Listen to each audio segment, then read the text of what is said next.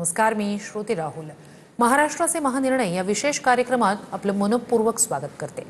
मे, जून, जुलै ते सप्टेंबर या कालावधीत राज्यातल्या 33 जिल्ह्यांना अतिवृष्टीचा फटका बसला। अतिवृष्टीने बाधित शेतकऱ्यांना आतापर्यंत 2250 कोटी रुपयांची मदत करण्यात आली।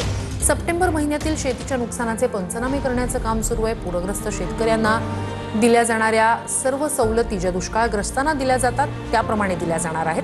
मुख्यमंत्री देवेंद्र फडणवीस यांनी या संदर्भात माहिती दिली आहे। शेतकरी या संकटातून पुन्हा कसा उभा राहील यासाठी शासनाचेही प्रयत्न सुरू आहेत। आम्ही हा निर्णय घेतला की ज्यावेळी दुष्काळ पडतो त्यावेळी ज्या ज्या उपाययोजना आणि सवलती आपण देतो त्या सगळ्या सवलती आता यालाही म्हणजे दुष्काळ तर त्याला टंचाई म्हणतो आपण, तशाच प्रकारची दुष्काळी टंचाई पडली आहे असं समजून त्या सगळ्या सवलती याही वेळी लागू करण्याचा निर्णय हा राज्याच्या मंत्रिमंडळाने घेतलेला आहे। राज्यातील पूरपरिस्थिती लक्षात घेत महाराष्ट्र राज्य परिवहन महामंडळाने केलेली 10% दरवाढ रद्द करण्यात आली।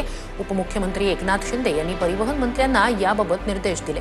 एसटी महामंडळ दरवर्षी दिवाळी दरम्यान 10% भाडेवाढ करत असतं। यातूनच साधारणपणे महामंडळाला 30 कोटी रुपयांचा महसूल मिळतो।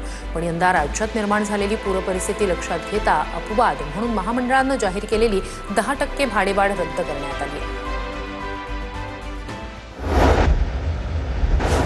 नागपूर ते चंद्रपूर या 204 किलोमीटर लांबी असलेल्या 4 पदरी सिमेंट कॉन्क्रीट महामार्गाला मान्यता देण्यात आली। मुख्यमंत्री देवेंद्र फडणवीस यांच्या अध्यक्षतेखाली वर्षा निवासस्थानी मंत्रिमंडळ पायाभूत सुविधा समितीची बैठक पार पडली। यावेळी चंद्रपूर ते मूल दरम्यान महामार्ग निर्मितीचा प्रस्ताव सादर करण्याच्या सूचनाही मुख्यमंत्र्यांनी दिल्यात। भविष्यात कुठलाही रस्ता बांधताना रस्त्याच्या परिसरात विकासाची इकोसिस्टीम निर्माण करण्यात यावी, त्यासाठी आधीपासूनच भूसंपादन करून नियोजन करा असे निर्देशही मुख्यमंत्र्यांनी दिले आहेत। बारामतीसह यवतमाळ, धाराशिव आणि लातूर विमानतळांच्या विकासासाठी महाराष्ट्र विमानतळ विकास कंपनीने तातडीने कार्यवाही करावी असे निर्देश उपमुख्यमंत्री अजित पवार यांनी दिलेत। उपमुख्यमंत्री पवारांच्या अध्यक्षतेखाली मंत्रालयातील त्यांच्या समिती कक्षात बैठक पार पडली। यावेळी एमआयडीसीने तयार केलेला बारामती विमानतळ नाईट लँडिंगचा सविस्तर प्रकल्प अहवाल महाराष्ट्र विमानतळ विकास कंपनीकडे हस्तांतरित करावा अशा सूचना सुद्धा उपमुख्यमंत्री अजित पवार यांनी दिल्या। सांगली जिल्ह्यातील कौलापूरमध्ये विमानतळाबाबत तात्काळ सर्वेक्षण करा असे आदेश मंत्री चंद्रकांत पाटील यांनी दिलेत। मंत्रालयात मंत्री पाटील यांच्या अध्यक्षतेखाली बैठक पार पडली, त्यावेळी ते बोलत होते। कौलापूरमध्ये 66.36 हेक्टर क्षेत्र विमानतळासाठी उपलब्ध आहे। सांगली जिल्ह्यातील गुंतवणूक आणि औद्योगिक विकासाला चालना देण्यासाठीच विमानतळ उभारणं महत्त्वाचं ठरणार आहे। बीड जिल्ह्यातील खरवंडीतील श्री क्षेत्र भगवानगड ट्रस्टच्या विकासासाठी वन विभागाची 4 हेक्टर जागा देण्यास केंद्र सरकारने मान्यता दिली। यासाठी पंतप्रधान नरेंद्र मोदी आणि केंद्रीय मंत्री भूपेंद्र यादव यांचे मुख्यमंत्री देवेंद्र फडणवीस यांनी आभार मानलेत। केंद्रीय पर्यावरण, वन आणि वातावरणीय बदल विभागाने या संदर्भात अधिसूचना प्रसिद्ध केली। खरवंडीतील 4 हेक्टर जागा भक्तगणांच्या सेवा सुविधासाठी, रुग्णालय, प्रशिक्षण केंद्र आणि सामाजिक विकासासाठी देण्याची मागणी महंत नामदेव शास्त्री महाराज आणि संस्थांना मुख्यमंत्र्यांकडे केली होती।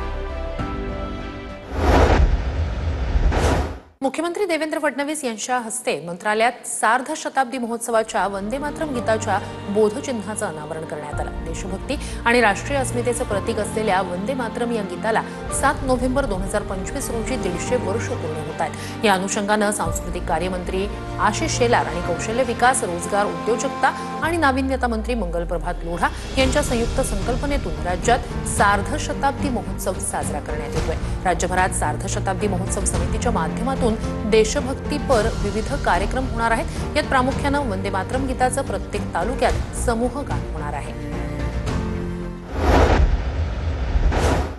महत्वाची घडामोड, लस निर्मिती करण्यासाठी हाफकिन जीव औषध निर्माण महामंडळाला 25 कोटी रुपयांचा निधी देण्यास तत्वतः मान्यता देण्यात आली। उपमुख्यमंत्री अजित पवार यांच्या अध्यक्षतेखाली या संदर्भात बैठक झाली।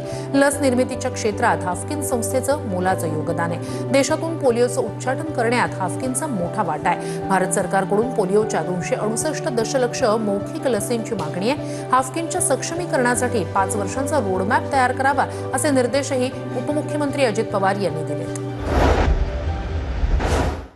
महाराष्ट्राचे महानिर्णय या विशेष कार्यक्रमात आता वेळ झाली इथेच थांबण्याची। नमस्कार।